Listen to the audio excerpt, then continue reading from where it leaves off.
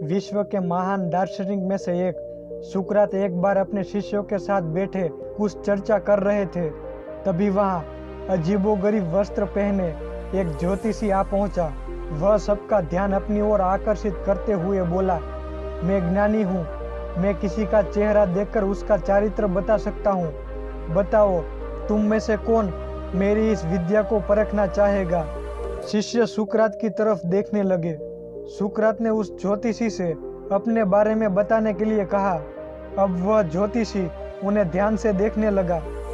सुकरात बहुत बड़े ज्ञानी तो थे, लेकिन वह देखने में बड़े सामान्य थे, बल्कि उन्हें कुरूप कहना कोई अतिशयोक्ति न होगी। ज्योतिषी उन्हें कुछ देर निहारने के बाद बोला, तुम्हारे चेहरे की बनावट बताती है कि तुम सत्ता के विरोधी हो। तुम्हारे अंदर द्रोह करने की भावना प्रबल है। तुम्हारे आंखों के बीच पड़ी सिकुड़न तुम्हारे अनंत क्रोधी होने का कारण देती है।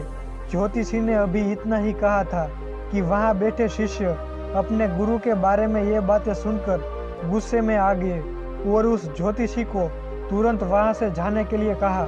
पर सुकरात ने उन्हें शांत करते हुए ज्योतिषी को अपनी बात पूर्ण करने के लिए कहा।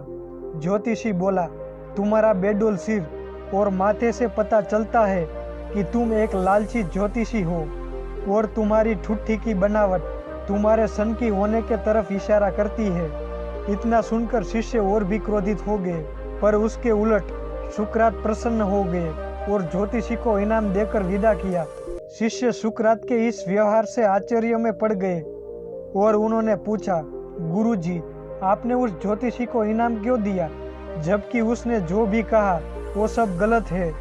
नहीं पुत्र, ज्योतिषी ने जो भी कहा वो सब सच है। उनके बताए सारे दोष मुझ में है। मुझे लालच है, क्रोध है और उसने जो भी कहा वो सब है।